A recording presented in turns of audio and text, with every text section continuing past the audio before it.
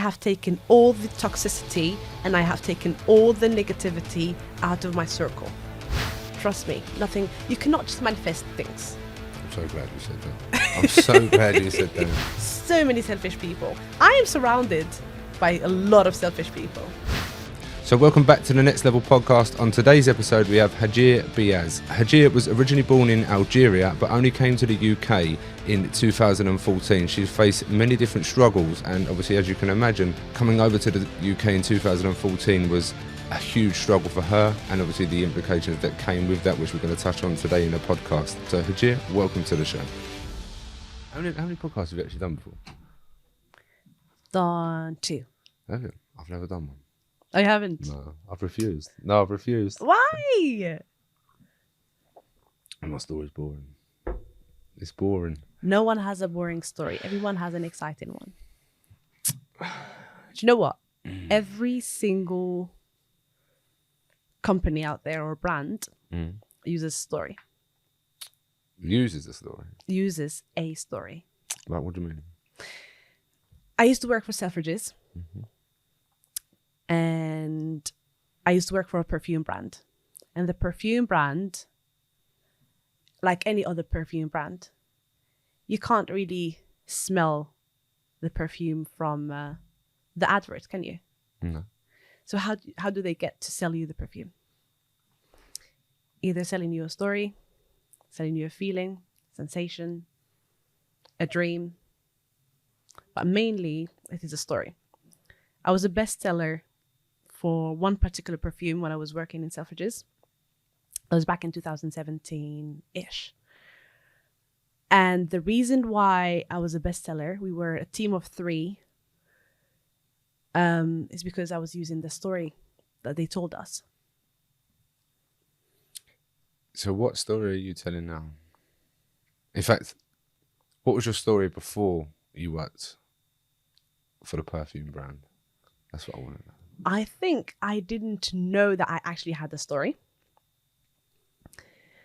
Or maybe I just refused to acknowledge. Or it could be that I thought it was too embarrassing to tell. Because I'm someone who doesn't like showing a lot of weakness. I'm a Leo. Leos like to show that, they're strong and they're out there all the time and they have it all figured out. That's not right. So I had to actually accept the fact that I am just a human being, just like everyone else, that has achieved greatness because of the past he had. And before the perfume brand, I was a very ambitious person, but I was lost. I didn't have no mentorship, no guidance, I just had a mom. I just had a great mom who believed in me and who taught me that I could do things. So that's the only things I had. And I think that was enough to a certain level. So now it's coupled with mentorships, guidance, people who have achieved greatness, success, and I can walk their path. So before, just to answer your question, I didn't know I had one. So take me back to 2014. Okay. What happened then? I packed my suitcases from Algeria, came to the land of opportunities, came to the UK, started my master's degree in psychology, and I thought that I had escaped a life that I didn't really want. Little did I know that you can never escape your past. You just have to accept it. So here I am. You've used the word escaped and felt lost. What was you trying to escape? So I probably tried to escape a lifestyle, moments, feelings, a reality. What were those feelings? Feelings of being lost, of not wanting to do much. I grew up doing everything, and I didn't want. I thought like I shouldn't deserve this. I shouldn't do what I'm doing. I should just live like my peers, and I should just be just like everyone else. When I was 17, 18, 19, I didn't have that. I had a lot of responsibility that I didn't want to. Why did you feel like that though? What happened for you in order for you to make them decisions? Right. So when I was 14, I lost my dad, and it was not expected. It was not something that I anticipated. We lived a very happy family. Mom, dad, 3 children. I was the eldest, and all of a sudden, my dad got sick, admitted to hospital, and 2 months later, he passed away. But it was not meant. He was meant to come home. The surgery he had was successful. Everything he's done was just on point. So he was meant to come home. He did. And I think that was the last conversation I've had with him. And a week later, he passed away. So I found myself being the adult in the family without having to be the adult. At 14, I was taking my brothers to school, helping them with their homework, taking them to their swimming classes, football classes. So I found myself, I was the second responsible adult. My mom was the only breadwinner, and I was there to help and support. I had feelings of anxiety and stress, and I was very upset. I didn't want it. It was not what I signed up for. No, I mean, how did you sort of deal with that at that young age? I mean, because I would imagine that there is people listening now that may have gone through a similar thing, whether it's mum and daughter, mum and son, dad and daughter, or whatever the situation may be, and the responsibility does fall on the younger sibling or the eldest sibling, and there's younger siblings within the family, and they're thinking, oh, perhaps that burden shouldn't be laid on them. So how did you deal with that? I was so angry at my mom. I don't know why. As if she was the reason. And I found myself blaming her for every single thing. And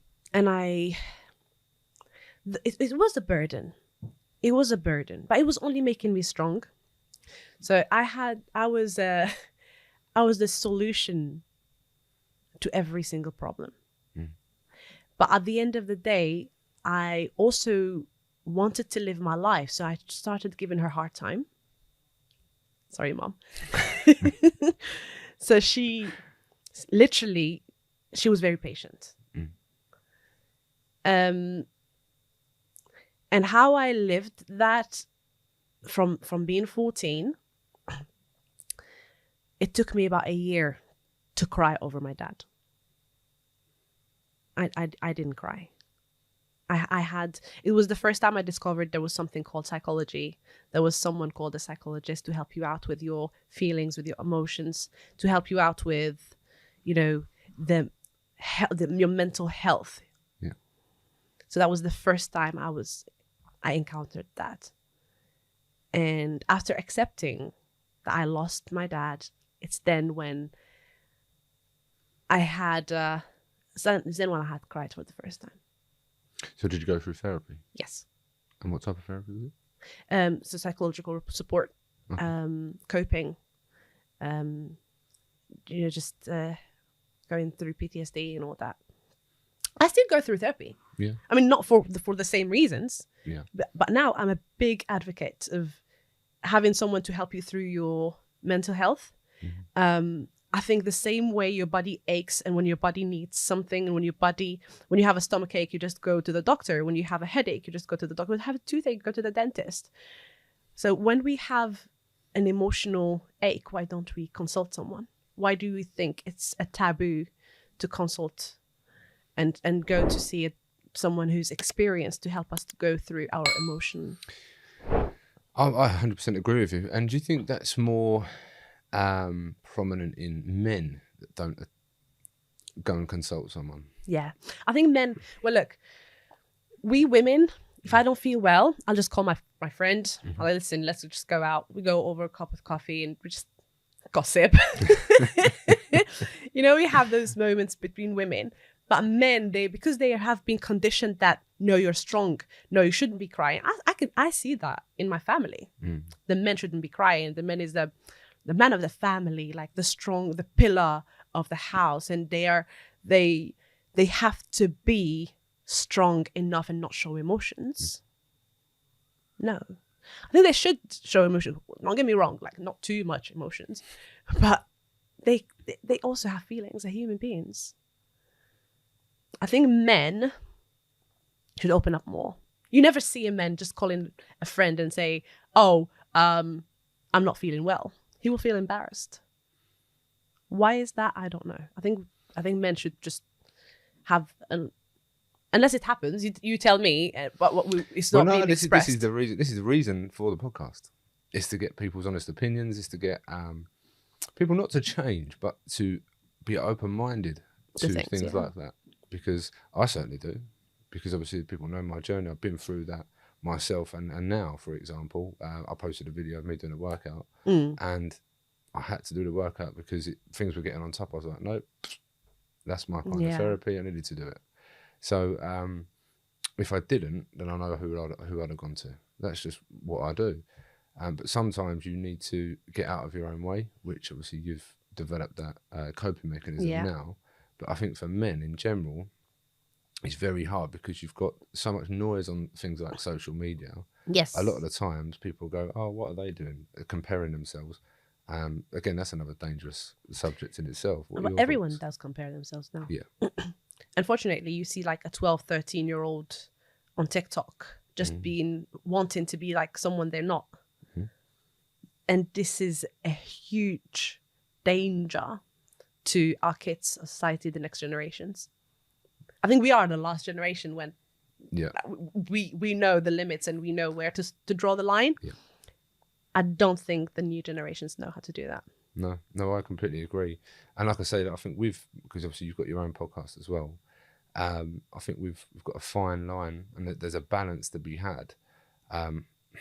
It's not, I'm saying there's a working life balance that you can try and achieve that. You have to audit yourself and then recognize what's going on. Sometimes you may have to take a step back and go, do you know what? I'm going to chill today, or I'm going to reach out to someone. Yes, people may look at you and go, oh, maybe there's something wrong with him. Who gives a shit? That's how I am now, but you have to get there yourself. And you have to break them walls down. But you can only do that by working on yourself. And obviously you have, but it's the biggest thing that I've learned is if you don't start the process now, or even if you are lost, ask your closest friends and family. Yeah. And if they're not willing to tell you, get new friends and not family. You can't change your family, but change your surroundings. Yeah. Because they will soon tell you. Well, look, it's who you hang around with. And I'm sure you heard about, you are the average of 5 people you hang around with, right?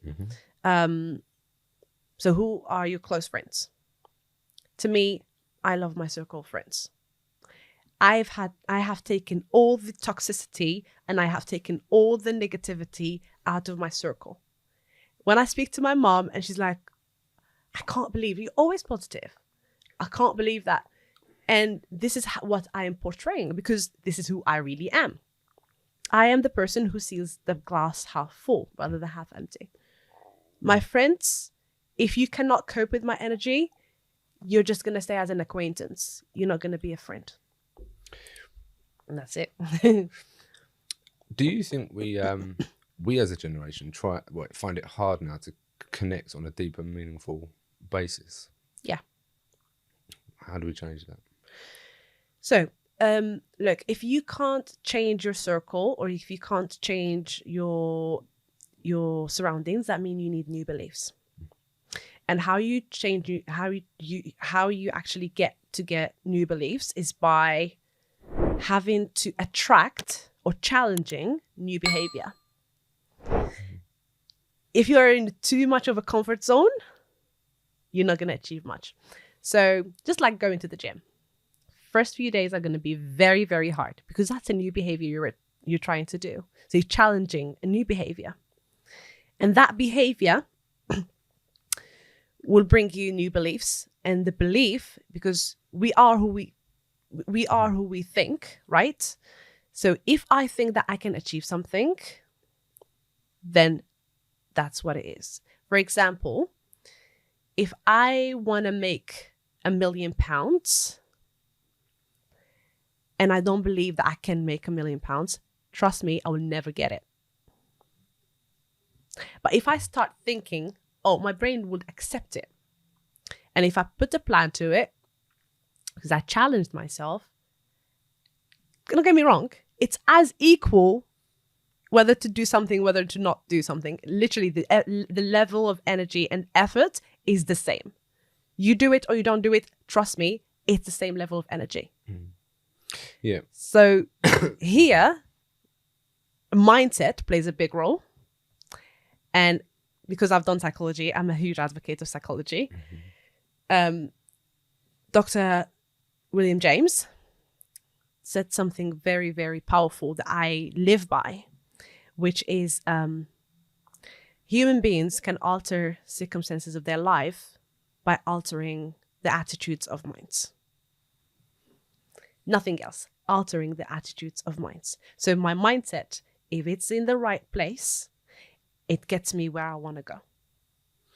So with the people that are now saying, I want to be a millionaire, but they don't take the action, because there's a lot of those people. How do we help those? Okay. So 3 words: become, do, have. Have is at the end, right? It's not in the middle, it's not at the beginning. You cannot have without you believing you can do. This is what we just spoke about, the mindset. So if you want to become, you have to work on yourself, put some effort in, change, accept, love, share, spread, right? This is you becoming. Positive energy. Then do. Do, if you don't take action, trust me, nothing, you cannot just manifest things. I'm so glad you said that. I'm so glad you said that. You can't just have them, you know. I'm quite the opposite. Well, not from what you just said. I'm exactly the same as that. I'll just do it. Yeah. Then it will come. Yeah. It will happen. I'll give you an example. One of my, when I first started, before I jumped in property, you know, I had to learn. One of the ladies who was literally in the same boot camp, we call it boot camp, like, you know, the 3 days where you learn about something. A lady who was sitting next to me, I can't disclose her name. She had everything it takes. She was powerful. She was amazing. She was taking action. I was like, oh my God, if I am just 20% of what this lady is, I'm just going to achieve wonders. The only difference between me and her is that I didn't have the money to upgrade to the 1 year mentorship. She did. So I was like, she is someone who's going to be doing a lot more. And by the time I achieved maybe 1-2 properties, she would have been in 10-20 properties, right? So we kept in touch, but not much. I had a strong reason why I needed to do things. So I went on, got my first property, second property, third property, 10th property. Then it doubled and tripled, and it started just going up and up and up. And then all of a sudden, the girl gets in touch with me. She's like, "Oh, Hadjer, how are you doing? And it's been a long time." It's like, "Let's meet up." I was like, "Oh, wonderful." At that time, I had my first office. So she came to my office. I was like, "Oh, how are you doing? How's your journey? Are you developing?" She's like, I'm actually, you know, I'm doing my website is not working properly, and my business cards are not ready, and this guy said he's going to help me." I'm like, "Hold on a second. You've got no properties?" Like, that was the lady who I thought was going to do amazing. But she is stuck in the little steps and making them perfect to actually start and approaching people. No, just take action regardless. Take action now and then figure out how. If you're doing it wrong, you change it. If you're not, if you're doing something right, you keep it. So this example just shows that me knowing nothing, me having no idea, just taking actions. I've probably have done a lot of mistakes. I've probably just, have done costly mistakes. But because I have taken the action, that I am now where I am. But because she hasn't, she was just always in her comfort zone and thinking that everything is going to be perfect before she starts to take action. That's where it's wrong. And you don't need to be great to start, but you need to start to be great. 100%. That's such a good quote. And I want to ask you about your property journey as a whole, because one, it's not been easy, but you've done it very, very quickly. You've been very successful, but very quickly as well. And what you've achieved in that period of time, I know it's hard to achieve what you've achieved, but let's explain to the audience listening what it is you've actually achieved and how much that it makes you now, because I think it's ridiculous. So let's go from the very beginning. Yeah. How you actually what you learned, and then where you are today. Okay. So how I started, I literally came across property by accident. Yeah. Literally. I always knew I didn't want to work for someone else, but I just didn't know how. But it was the reason why I had to do it that made me do it. Why? When I was working for Selfridges in 2017, I was very comfortable. I had a stable job, but I was only saving about 200, 300 pounds at the end of the month. So after all bills, rent, sending a few hundreds back home to my mom and my brothers. But I had the realization that, is this the reason why I came to the UK? Is this why I packed my bags and I left my family back home and I'm not spending the holidays with them and I'm not having the time that I'm not spending Ramadan Eids, nothing with them? That's not the reason why I came to the UK. Otherwise, I'll just stay back home and just save that 200, 300 pounds. But at least I would be with my loved ones. So this realization came to me, but then I didn't know what to do. And then one day, at the end of my shift, I was just talking to a colleague about reaching the target, not reaching the target, and walk into our lockers to get our stuff to go home. And my mom calls me and she said, we're about to get evicted from our house. It's the house that I was born and raised in. And I didn't know any other house. So us being evicted from there, it was a very blank moment, And I was like, okay, I'm going to find a way, and you don't need to worry. We're going to go somewhere. Mom doesn't like renting. Mom always owned the house. So I asked her, is the government not going to give us anything? Because by the time they give us something, because we're of the inheritance, who owns the house, blah, blah, blah, it's going to be years and years. I was okay, cool, leave it for me. So I was looking for a business. I tried trading, I tried Shopify, I tried e-commerce, you name it. I've tried them. I never really thought I would be in property. I always had this skeptical idea. I always thought that property was for people of a certain age, 40 plus. You need to have capital, a lot of money. You need to put a down payment. You need to have a mortgage. My credit score was not the best at that time. I was, still new in the UK and not British yet. And, it was just the whole thing. So I never thought I would be able to make it in property. Then one day there was 2 events in the same hotel in central London. And, those free events where you go and you just attend and they will sell you something at the end of the event. So I was like, okay, you know what? Let me just go. It was about trading. And said, maybe this time it's going to be different. So was late a little bit. The lady at the reception said, Hadjer, she didn't know my name. She said, I asked her about the event, and she said, just walk straight turn right. That's what I've done. Walked straight, turned right. But I found myself in a completely different event. I didn't know that. I was a bit late, so I grabbed the first seat. And the only available seat was at the front. So me walking in late, all eyes on me. People were like, oh, you came late. Speaker on stage. So I grabbed the seat, started listening. A few minutes, like, hold on a second. This is not what I'm meant to be here for. But it was too embarrassing to walk out, right? Because I was at the front. There must be a break. Is it Liam speaking? It was Liam, yeah, it was Liam. It was, and There's so much energy as well. Trust me, about 400 people in the room, everyone locked in, listening to him. And me was like, oh, you know what? When is this going to end? There must be a break. I need to reach for the other event. Necessary. But he was talking about how you can start in property without having a lot of money, without having a huge credit score, without knowing much, without, and it sounded like he was talking to me.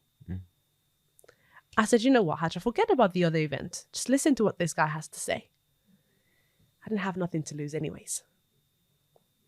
And if you're not winning much, trust me, you don't have a lot to lose. So I stayed the whole day, listened to him. And just going back to the story, and his story was just amazing. And I was like, oh my God, if this guy has gone through this much and is where he is right now, I think it's worth it. So I signed up, went to a 3-day boot camp, listened to everything he had to say. I'm now working closely with Liam, which I'm very, very grateful. And then I went on, got my first property, second property, so many properties, just because I had a reason why. All I could see was my mom being evicted. All I was waiting for is that phone call saying, Hadjer, we're done. It's our last day. So I kept on grinding. I had a lot of people saying no to me. I had a lot of people closing doors or hanging up phones on me. I had a lot. Did I care? No. Because my reason why was more important to me than any no I was receiving. Till one day, someone believed in me, gave me their first property. So he asked me, why are you doing this? And I told him my story. I said, because I want to help my mom. And it's okay if you say no. I want to help my mom. My mom is about to be evicted. So he noticed, or he saw in me, and he believed in me. He saw that spark that I was not here to bullshit him. I was not here not to make it. I was determined that I was going to make it. First property made me £400. A fourth of my salary. Wow. Second property, a bit more. Third property, maybe a bit less. 4, 5, 6 properties. Now properties average £1,000 each. I'm like, it's time to sack my boss. It's time to say bye to the people the people I used to work with, and focus and put the same level of energy into my own business. Yes, kept on making mistakes, kept on making people proud, kept on providing the best service to the landlords, and landlords referred me to another and another to another, and that's how I grew my business. And in COVID, it just while people were returning their properties, I was just taking them. I was going to ask you about COVID. There's so many questions that I could ask off at the back of the rent to rent. I will ask them because there's many people that have been on the show that I've spoken to about the rent to rent model that go, do you know what? It's not actually investing in property. And I said, well, have you got any? No. Does it make you money? Yes, it is a business. Do you know what? It's a business. And if you run it properly, it can make you some serious money. But because I think they're investing in bigger developments, they see it as, well, why would you bother doing it, making a 500, maybe £1,000 a month, because they see it as high risk. What are your thoughts on the people that say rent to rent's pointless? Well, it's made me who I am today. I'm running multiple 7-figure businesses just on the back of rent to rent. It's a very low level entry, and it's easy access and jump into the property ladder. From the rent to rent, I was able to get flips, developments, whatever it is. It's not what I really enjoy to do, but I mean the developments, I don't really enjoy doing that. The flips, I don't really enjoy doing that. But owning an asset is good. But rent to rent, I was in love with it. It doesn't challenge me anymore. But we've got over 100 properties now in our portfolio. And some of them, like a dozen of them, are on purchase lease option just from rent to rent. So technically, rent to rent got me in a position where I'm going to own a house in 3, 4, 5 years, buying it with the same price that it was 2, 3 years ago. Yeah. So for people who think rent to rent is not good, okay, that's their opinion. You know, we can't. I'm not going to say, but it has made me who I am today, and I'm happy with that. Yeah, I mean, and can you actually get started in rent to rent with little to no money? That was me. I had no money, not just little to no money. I literally had no money. I had credit cards. I had very poor credit score. My English was way worse than it is right now. It's your fourth language, isn't it? It is my fourth language. I have had no knowledge in property. So rent to rent was the only way I could jump into the property ladder. The only way. So someone who is now listening to me, thinking, how do I get into property? Rent to rent. And then you can choose a model, whichever you want. You can choose serviced accommodation, HMO, whichever you want, right? I love both. I have both. I have singlets as well. But rent to rent is a strategy. And what about the time aspect? It's up to you. Yeah. So how much time did it take you to get your first one? Because from my experience, the first is the hardest. It is. And then it's a snowball. Yeah, it does. Look, this is why I said your reason why has to be very strong. Okay. Again, my reason why, look, it's like a horse, you know, just looking at one target. Put your blinkers on. Literally. That's all I had. I mean, like, all I could see is just my mom being evicted. So that's the only thing that kept me going. Some people, they will try, bring one landlord, 2 landlords, 3 landlords, 1 agent, 2 agents, 3 agents, and then they give up. Because why? They don't have a strong reason why. And what I always say to my mentees, I said, look, the same excuse you're giving yourself why you can't do it, make it the reason why you have to do it. You tell me, oh, I don't have the money, make that the reason why you have to do this. You tell me, I don't have the time, make that the reason why you have to do this. Are these not strong enough?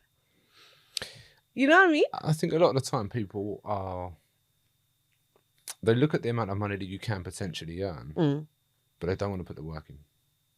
Because money's not the driving factor. Because they can earn the same amount of money going to work. They get to the end of their shift and it's, say, 5 o'clock. Can they? Can you make £1,000 with just 5 hours? No, what I mean is they make the money that they earn from their work at, say, £2,000 a month. They do a 9 to 5. It gets to 5 o'clock and they go, oh, can I really be bothered? Can't be bothered. They get in that cycle and they go, oh, now I've got to phone the agents or go online and message landlords. Yeah. They can't be bothered to do it. And by the time they've got round to that and gone, and it becomes habitual that they don't do it, and they fall out of love with the reason why of making an additional £500 to £1,000 a month. Yeah. And then the reason why is not as strong as it once was. Yeah. If it's just money. Yeah. So for me, excuse me, it has to be stronger than just the monetary value of making £5 grand a month, 10 grand a month. And yours was, mine was. That's my opinion. And if it is, you'll be very successful. Totally agree. If you're doing it for money, there's going to be the odd person out there that will be successful if you've got the blinkers on. But there's very few people that I've come across that I've helped and mentored, and I would imagine you've done the same, because quite often there'll be another shiny penny that comes along where you can make 500, 600, 700, maybe £1,000, and they'll be sidetracked by that because it's easy. You don't have to put as much legwork in. maybe a flip. Do you see what I mean? So, yeah, that's just my 2 pennies worth on it, because I've been there. We've walked a similar path. I mean, I was included in that. I didn't go to the amount of properties you did, but I was sidetracked by a flip because it seemed easy and I made more profit. Yeah. But yeah, that's... Well, you might. Look, you might make a lot of profit from the flips. Yeah. And it's a great strategy. It's an amazing... It's just that I don't see myself doing this all the time. I'm a people's person. Well, yeah, I completely agree. So I've done 3, and I was like, do you know what? It's not me. Done. Yeah. That's it. I have flips. Yeah. I've got properties that I flipped, and I love the outcome, and I love, but I am a people's person. I love dealing with people. It's just me and the landlords, and just having that relationship, and we go on dinners. It's just nice to see. Well, owning the property is also good. Yeah. Having the capital, it's gonna there is a capital appreciation after a few years. It's just that I do that on the side. Don't get me wrong, I do that, but I also keep on having properties on rent to rent, and now I'm teaching people how to do that. So what would your message be to anyone that's watching it, looking to get started in property, that's got obviously little to no money, they're very limited on time, they're thinking, right, well, listening to your story, they're going, it's not possible. What's your message to them? Because you've got your own program. Yeah. Obviously, give them a message to say, I know what I would like to say, get out your own head. Because as soon as you get out your own head, you're done. You're halfway there already. But what's your message to those people? Get out of the comfort zone. I like to call it the toxic zone. And, get yourself to do things. Get out. Go to networking events. Meet people. Build a relationship. Go to see agents. Meet with them. I mean, and be a positive person. Yeah. Don't be selfish. If you're selfish, you're not going to go out. You're not going to get there. I have seen so many selfish people. They come and they like to play this game, and they're not going to succeed. So many selfish people. I am surrounded by a lot of selfish people. What do you mean? I mean, look, our industry, we know almost everyone, right? Yeah. There's so many people who want a piece of the pie that you have, but probably want the whole pie. I think there's a lot of people within the industry that have an agenda, but they will try and help you get to where you want to get to, because they can see the drive, the ambition that you've got, and I think that's only natural because they've obviously been doing it a lot longer than what we have. Yeah. And if they can help us get there, would you want to potentially give it up? I think because we've got the fire and we know where we want to go to, horses for courses. Would I give it up? Potentially not. If there was synergy there, maybe. But I'm not one to give something up if I don't necessarily need to. I know that you're not either. So giving up your ego as well, 100%, yeah. I was a victim of my own ego. I had an ego as huge as a moon, and I didn't like to admit things. But giving up your ego, and I'm sure so many people who are listening to us are gonna have to give up that. 1,000,000%. Like, for example, when it comes to calling the agents, I'll give people an example for this. In one area, my ex-wife now, she was better than me. She could close better than me. So I'm like, that's you, because the ultimate goal was to get more deals across the line. Did that trigger you? No, it didn't actually, because obviously I had the debt recovery business before, and it was just a volume game. There's more people on the phone, it closed more money. So I was like, do you know what? That's on you. You deal with that. And then I just go to another area where I might have been better. So people have to realise that it's a numbers game. Do you think it was because she was a lady? Yeah, I do. I absolutely do. But I'm I'm blunt, and I would just go through the motions. I'd build the rapport. But if they said no, I'd try to understand why. You go through the whole rapport building process. But she would do it in a completely different way, in her way. And I thought, you know what? That's cool. Really doesn't faze me, but I can't quite thick skin. Yeah. And if it worked, I'm not going to get angry with them because ultimately it's feeding the beast. So if it was because she was a lady, it doesn't impact me. It really doesn't. You have to, if you're going to build this machine, Yeah. you have to build a team with you. Because you can't go alone. That's one thing people have to realise as well. You can't do it on your own. And the quicker you realise that, Absolutely. the better. Absolutely. Because you've got a big team as well now. We've got 15 people in our team.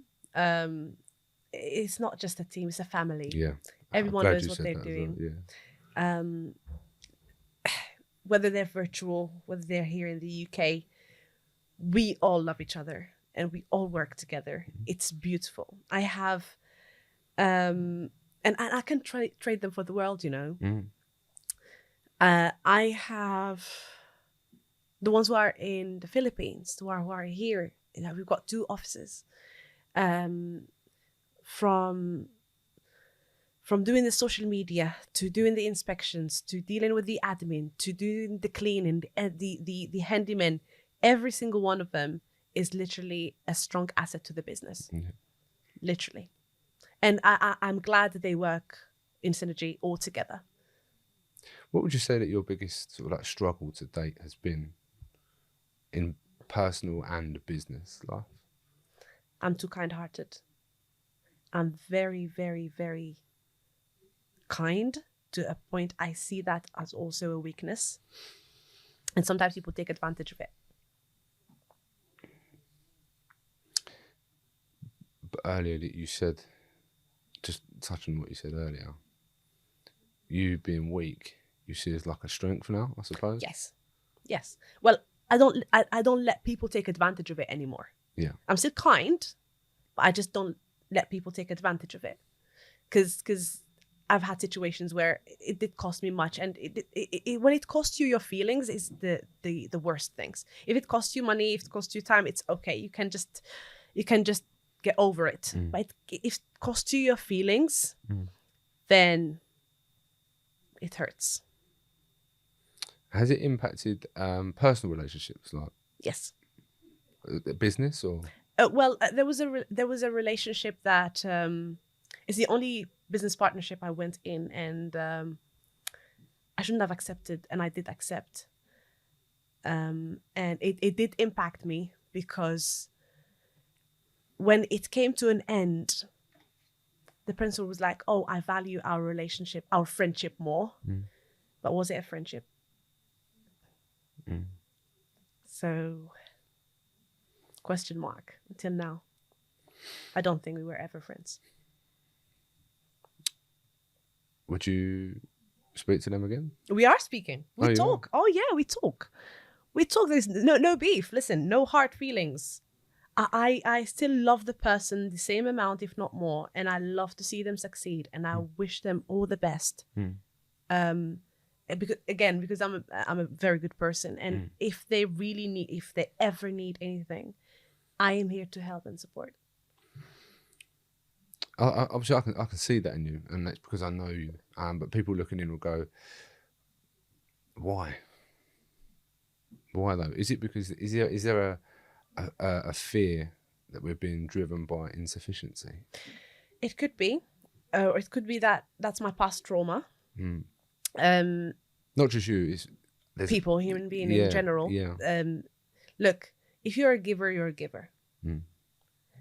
And I think that there's no better feeling in the world than the feeling that someone has achieved something because of you. Agreed. 100% agree. The level of fulfillment it gives me when I see someone has achieved something just because I've helped them do something is amazing. It's amazing. Whether it's my family, whether it's my friends, whether it's my mentees, whether it's my business partners, whatever it is, I am amazed at the feeling it gives me. And I'm addicted to that right now.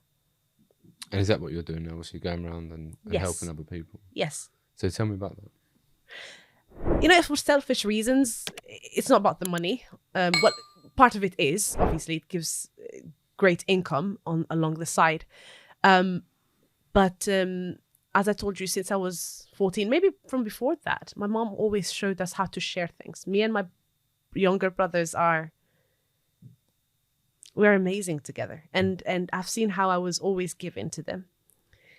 And that my mom was always making sure that that's how we are, right? Like I remember this one day, me and my brother, we did fight big back in the days, a long time ago. It was like I was like maybe 15, and I said, "Oh, I hate you," and he said, "I hate you too," and of course he didn't mean it. And I was going to go out, and she said, "No one leaves the house before you guys make literally, just." Yeah. And I was like, "No, I don't want that. Just, if you walk out of here and a car hits you, and one of you dies, what's gonna happen?" And I was like, wow, that was so powerful. That was my mom telling me, if I ever died, is he gonna feel okay? If something happens, if he ever died in that moment, am I gonna feel okay? I'm not. So me and my brothers, we never really keep a fire for a long time. We have a misunderstanding. We never did. And that's what happened with my dad, because I regret a lot of things. I regret not being able to tell him things, not being able to have some openness with him. I regret a lot of things. So this is why now I am making up for every single thing I couldn't do when I was younger. And I'm doing it right now. Is there an added pressure on yourself living with the regrets and trying to potentially put right the wrongs in your own head? Good question. If I ever live with regrets, I think I'm learning from them. I used to, but then what can I do? All I have to do is just accept them and let them not ruin my life. If you don't, I'm gonna have a miserable life. So I do regret a lot of things. What's your biggest regret? Not being able to say the right things to the right people. Okay.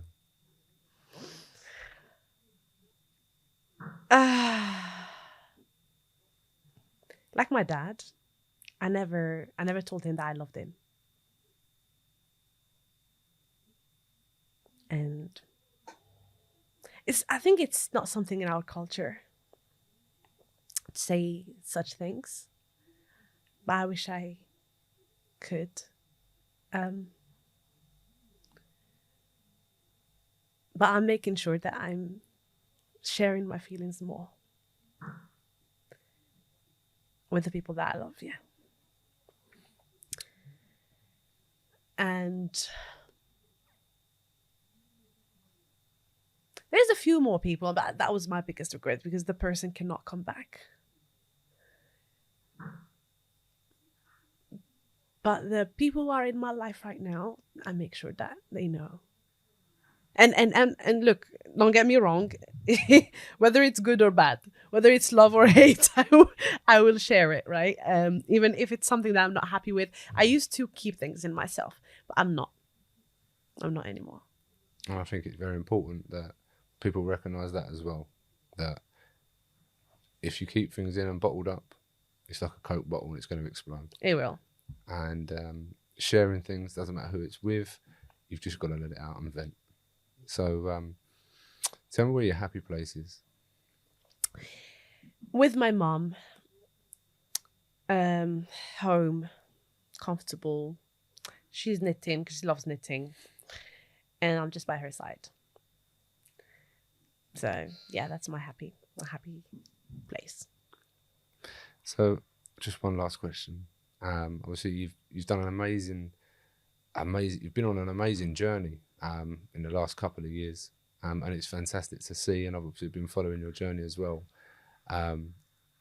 But from a personal point of view, I think what you've achieved and the amount of people that you've helped along the way, I think is more important and impressive than the amount of money that you've earned or the money that you can earn. Yeah. Well, money is important. It is important, and don't get me wrong, I love money, and I know that you love money. But the impact that you can create on people's lives through the mistakes that you've made, and the amount of lives that you can potentially change in the future as well, I think is absolutely amazing. But always in the podcast with this is, Hadjer, how are you doing? I'm doing amazing. Brilliant. I'm doing great. I am living the life that I want, with the hunger and the ambitions to do more. Brilliant. Hadjer, thank you very much for coming on the podcast. Thanks, Louis, for having me.